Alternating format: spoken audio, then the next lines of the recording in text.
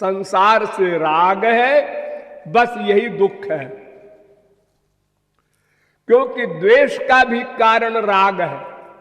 अगर कहीं राग न हो तो कहीं द्वेष भी न हो। इसलिए सबका मूल संसार संबंधी कामना, संसार संबंधी राग,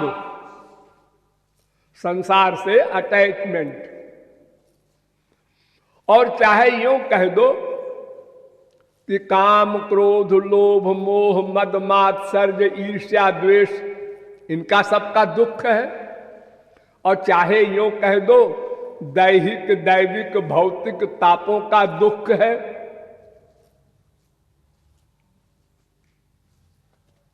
अर्थात अनेक भाषाओं में वो दुख बोला जाता है शास्त्रों में। तो ये दुख से छुटकारा पाने का नाम वेदों की, शास्त्रों की भाषा में मोक्ष है, मुक्ति। मुक्ति माने छुटकारा पा जाना सदा के लिए, थोड़ी देर के लिए नहीं। थोड़ी देर के लिए तो आप लोगों की मुक्ति हो जाती है। कब? जब आप गहरी नींद में सोते हैं, सपना भी नहीं देखते और जागते भी नहीं रहते, सुषुप्ति अवस्था कहते हैं उसको। तो उसमें आप जब सोते हैं तो कोई दुख की फीलिंग नहीं होती, क्योंकि मन का वर्क नहीं होता, मन रहता ही नहीं। तो आप जब सो के उठते हैं तो कहते हैं सुख महमस्वाप्सम, मैं बड़े सुख से सोया।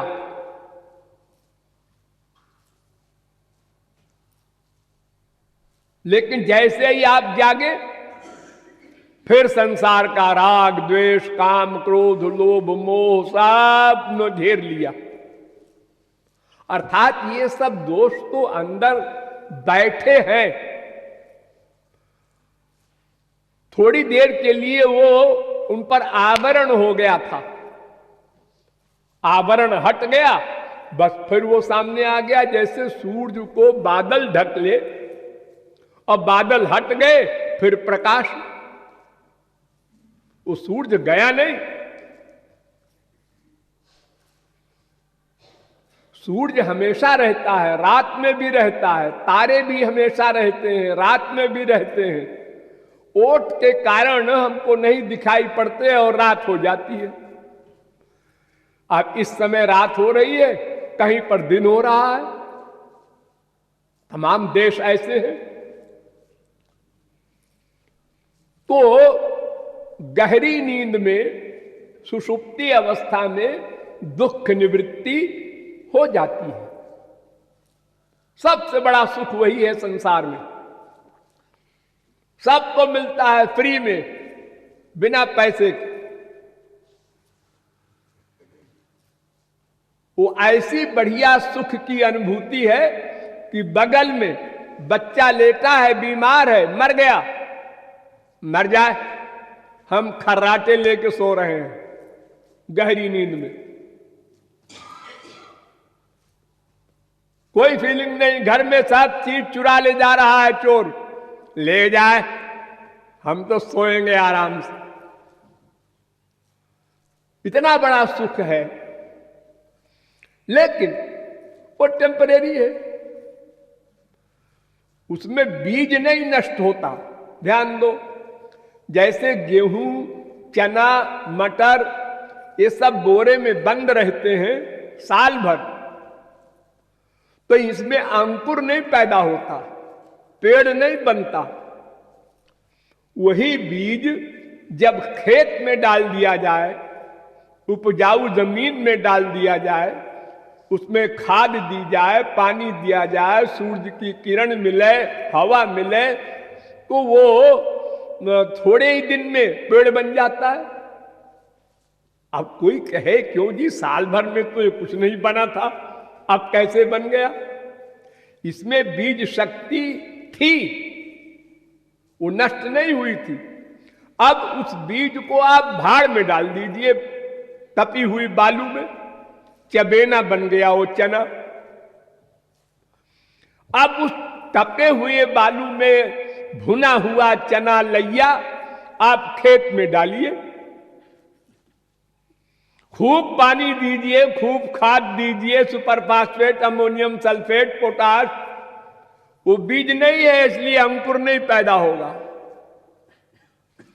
तो उसी प्रकार सुषुप्ति अवस्था में ये माया का बीज समाप्त नहीं होता, इसलिए जागते ही फिर सब दोष प्रकट हो जाते हैं। लेकिन मोक्ष होने पर फिर सदा के लिए वे बीज शक्ति नष्ट हो जाती है, माया शक्ति चली जाती है, तो फिर कभी दुख नहीं होता। सदा पश्यन्त सूर्य तद विष्णु परमम पदम, वेद कहता है। तो हम जो चाहते हैं वो सदा को दुख निवृत्ति या सदा को आनंद प्राप्ति चाहते हैं।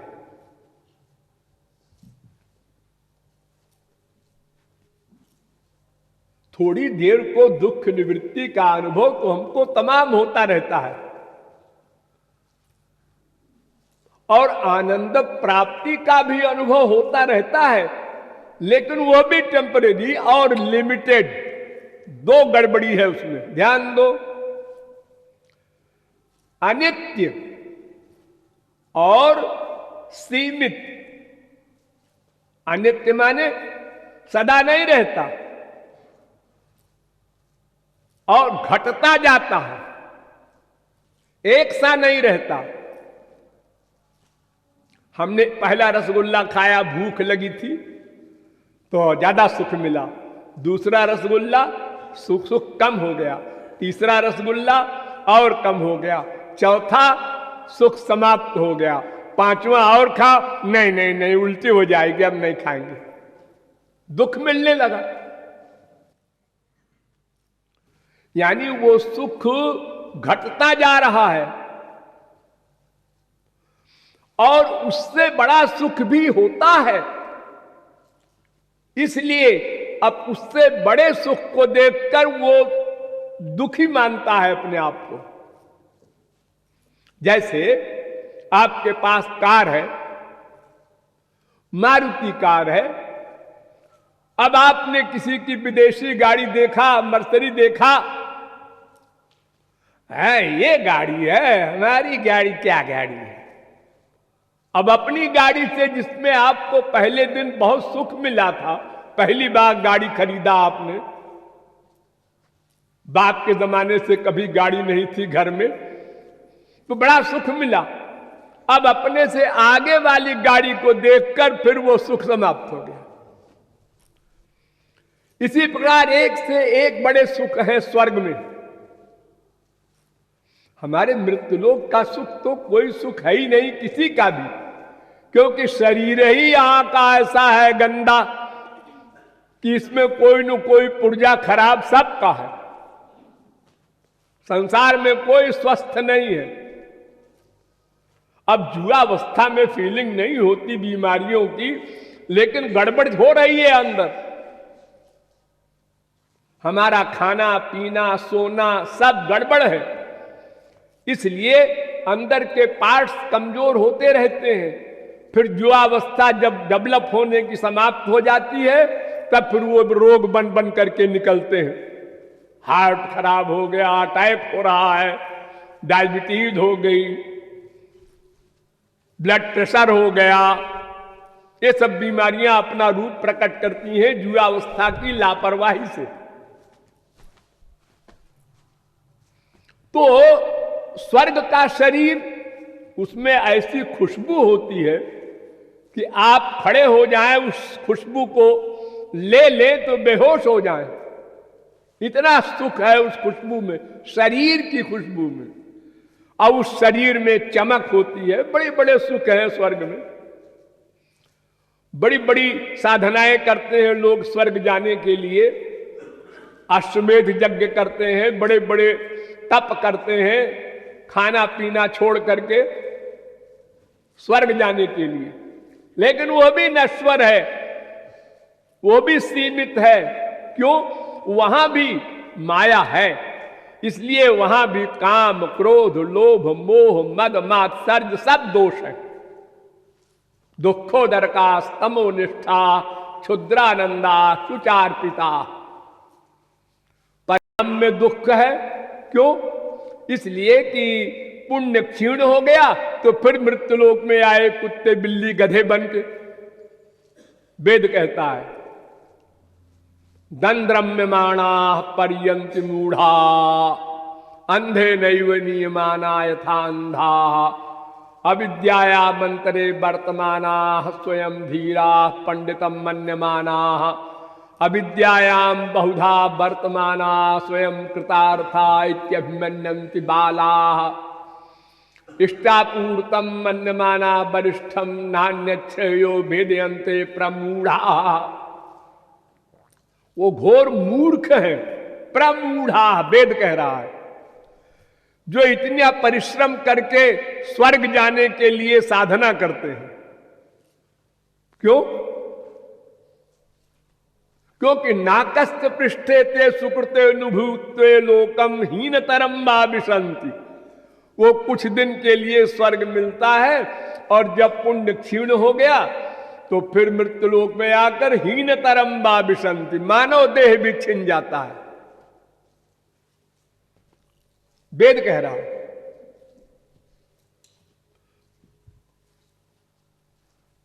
ते तम भुक्त्वा स्वर्गलोकम विशालम क्षीणे पुण्य मर्तलोकम विशंति।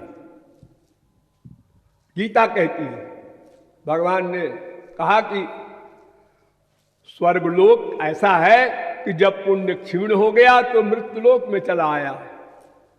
स्वर्गहु स्वल्प अंत दुखदाई, रामायण।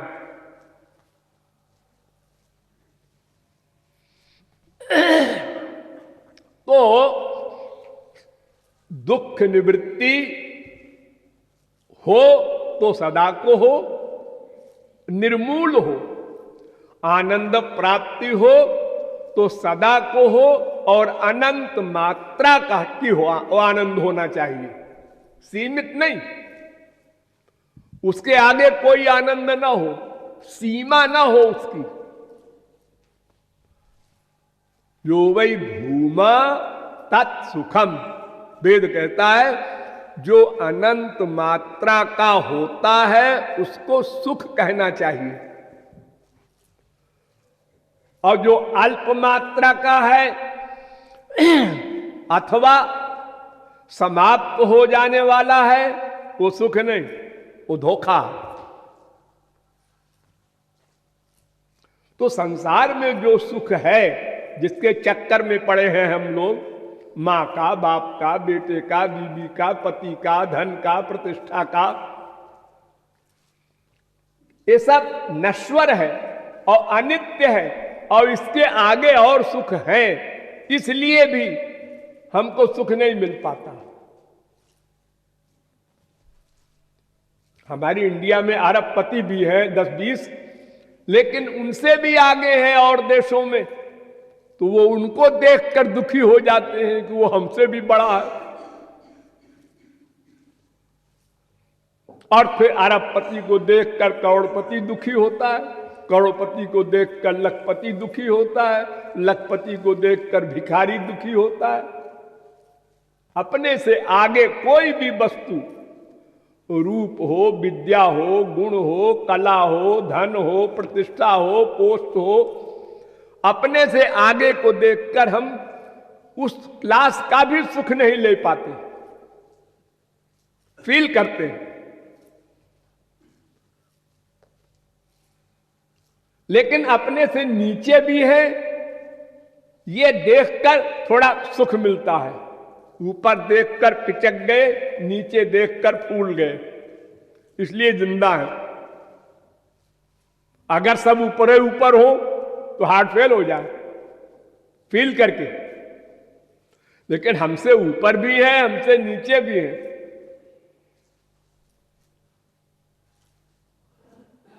हमारे आंख है, ठीक है, छोटी है तो वो तो काना है, वो तो अंधा है, उससे अच्छे हैं हम। वो हाई स्कूल है, हम बीए हैं। किसी भी चीज में हमसे नीचे लोग हैं और हमसे ऊपर भी हैं। ये दो दशाओं में हम बीच में खड़े हैं, इसलिए जीवित हैं। तो दुख सबको है, स्वर्गलोक के एंड तक। आ ब्रह्म भुवनालोका पुनरावर्ति नोर्जुन, ब्रह्मलोक तक दुख है।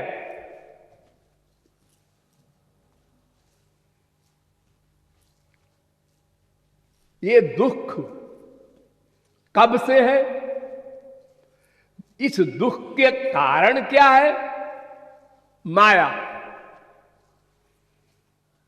एक भगवान की पर्सनल पावर है माया,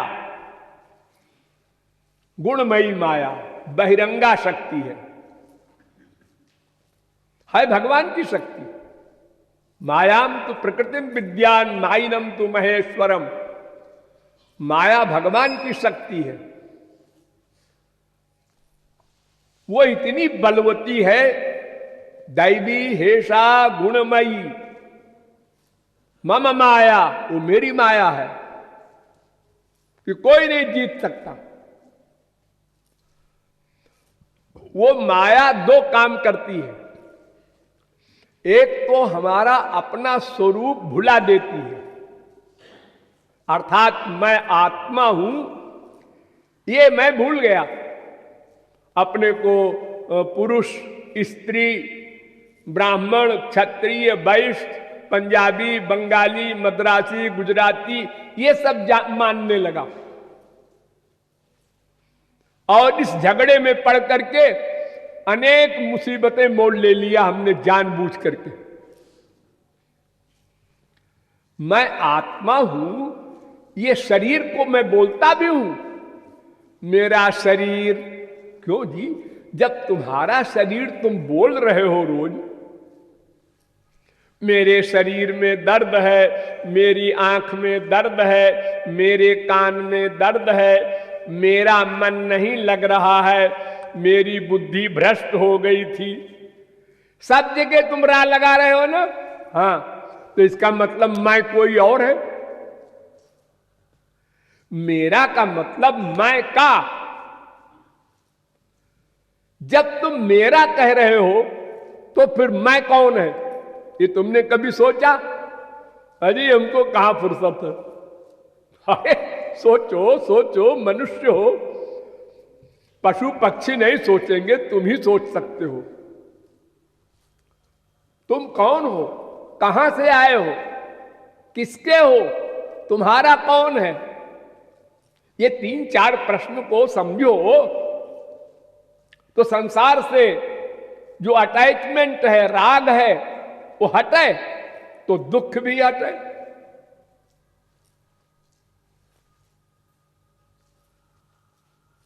तो जितने भी रोग हैं दुख संबंधी, उन सब का रीजन माया।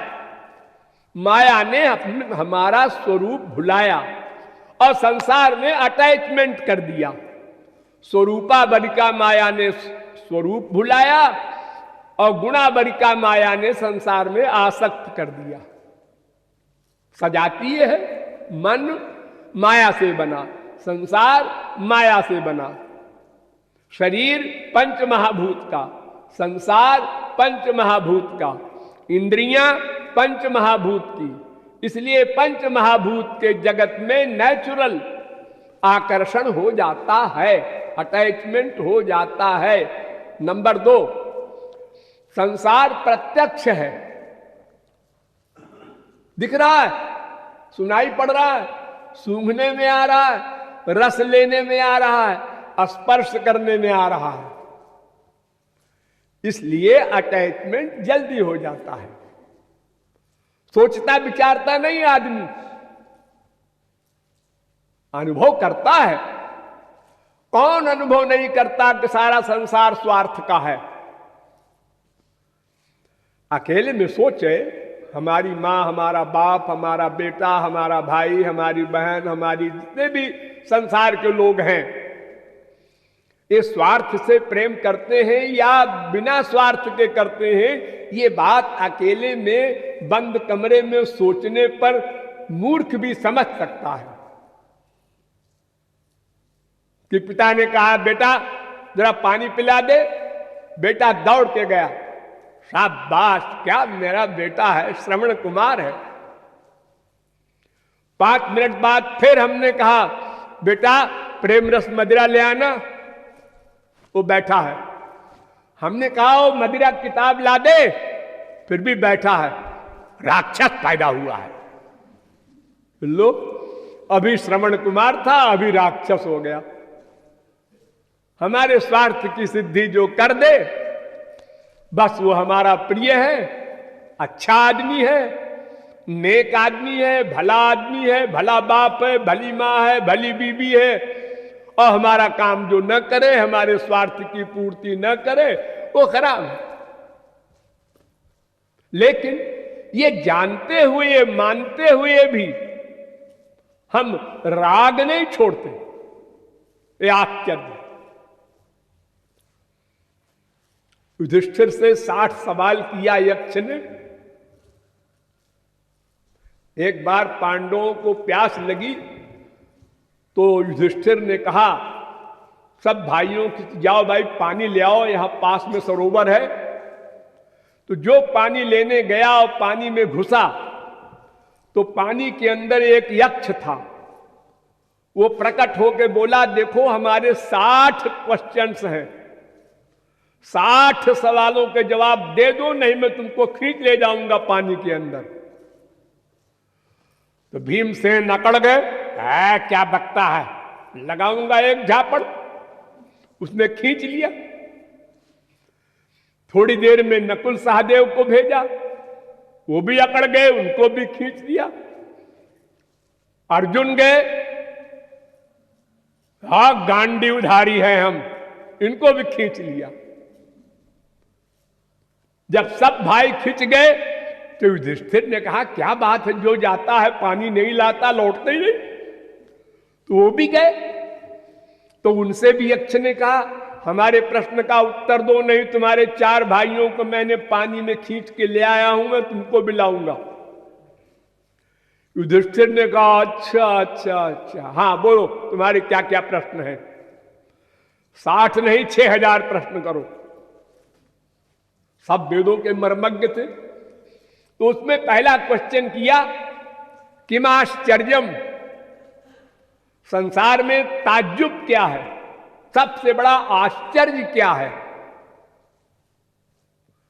तो युधिष्ठिर ने उत्तर दिया, अहन्यहानि भूतानि गच्छन्ति हे जमालयम शेषा स्थिरत्वमिच्छन्ति किम आश्चर्यमतः परम।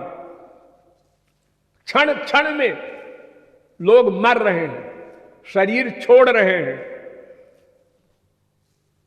लेकिन जो बचे हुए हैं वो अपने को अमर समझते हैं। कंधे पर ले जा रहे हैं बेटे की लाश, बाप की लाश, भाई की लाश, राम नाम सत्य बोलते भी जा रहे हैं। लेकिन अगर वही बेटा, वही बाप, वही भाई मरा हुआ रास्ते में उठ के बैठ जाए तो अब मत बोलो राम नाम सत्य है, अब बोलो बेटा सत्य है। कोई नहीं बोलेगा राम नाम सत्य है। ये आश्चर्य है सबसे बड़ा कि रोज देखते हुए भी, अनुभव करते हुए भी, और संसार की नश्वरता पर, मानव देह की नश्वरता पर विश्वास नहीं है। अन्यथा वो सोचे कि मैं भी तो जा सकता हूं, कल सवेरा हो ना हो हमारे लिए भी। न स्व उपासित, वेद कह रहा है, अरे कल करेंगे, कल करेंगे मत सोचो, मत कहो। आज ही करो, अभी करो। ये शरीर नश्वर है। जिसने उद्धार किया, अनंत जन्म हमारे क्यों खराब हुए? तमाम जन्मों में हमने महापुरुषों का लेक्चर सुना है, समझा है, लेकिन जब करने का विषय आया प्रैक्टिकल, तो हमने कह दिया करेंगे, अभी हमारी उम्र क्या है, अभी जरा ये हो जाए, अभी जरा ये हो जाए, अभी जरा हमें कर लें, अभी जरा ब्याह हो जाए, अभी जरा बच्चे हो जाएं, अभी जरा बच्चे बड़े हो जाएं, अभी जरा मर गए। कभी वो समय नहीं आया।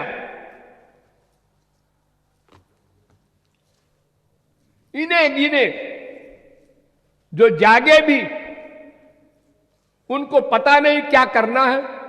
हमारे इसी वृंदावन में कितने हजार लोग रहते हैं, कोई बाबा जी बन के, कोई गृहस्थी बन के रहते हैं।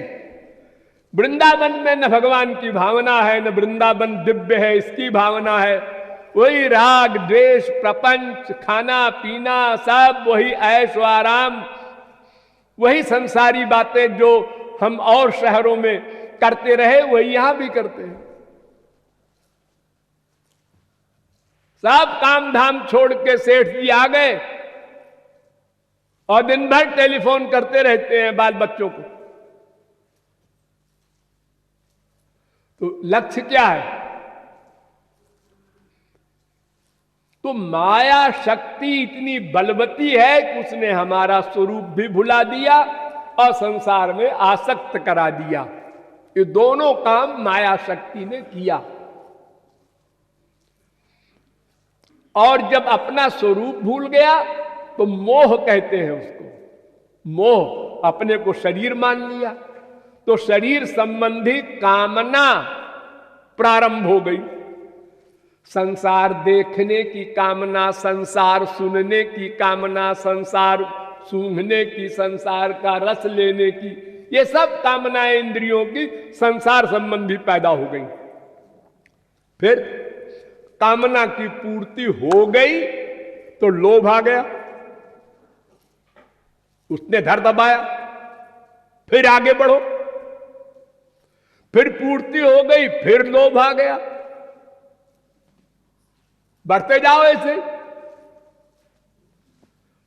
अब अगर पूर्ति ना हुई, ये भी हो सकता है, कामना पूरी ना हो तो क्रोध आ गया, फिर मरे। अरे या तो कामना पूरी होगी या तो नहीं होगी। होगी तो लोभ ने दबा दिया, पकड़ लिया, दबोच लिया हमको, वो बीमारी लग गई।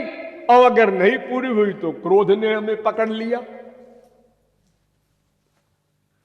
दोनों प्रकार से हम मर गए। हम भगवान से भी आशा करते हैं कि वो हमारी इच्छा पूरी करे। देखो, इच्छा बनाना मना है ईश्वरीय क्षेत्र में, वहां भी हम नहीं मानते, वहां भी इच्छा बनाते हैं, गुरु के यहां भी इच्छा बनाते हैं। हमारी बात नहीं माना गुरु जी ने, हमारी बात नहीं पूरी की भगवान ने, अश्रद्धा हो गई, नामापराध तक कर जाता है। तो ये जितना भी रोग है, दुख है, काम क्रोध लोभ मोह, इन सब की जननी है माया। वो माया भगवान की शक्ति है, इसलिए वो हमारी शक्ति के आगे, वो इतनी बड़ी शक्ति है कि हमारी शक्ति कुछ है ही नहीं, समझो नथिंग है। बड़े बड़े योगींद्र मुनींद्र तपस्या करने वाले जो सृष्टि कर देने की सामर्थ्य रखते थे, विश्वामित्र वगैरह, पराशर वगैरह, वे भी माया से मुग्ध हो गए, मुक्त नहीं हो पाए। तो फिर नर पामर कर चेत की बात आ, हम कौन सी पावर लेकर के माया को चैलेंज करेंगे? अरे माया को जीतने का मतलब भगवान को जीतना, यो समझो संक्षेप में। अगर किसी ने किसी साधना से माया को जीत लिया तो इसका मतलब भगवान को जीत लिया। इतनी बलवती है माया। तो जब माया नहीं जाएगी तो दुख भी नहीं जाएगा। दुख निवृत्ति कैसे होगी? और जब दुख निवृत्ति नहीं कर सकते हम, तो आनंद प्राप्ति, दिव्यानंद प्राप्ति वो कैसे होगी? होगी होगी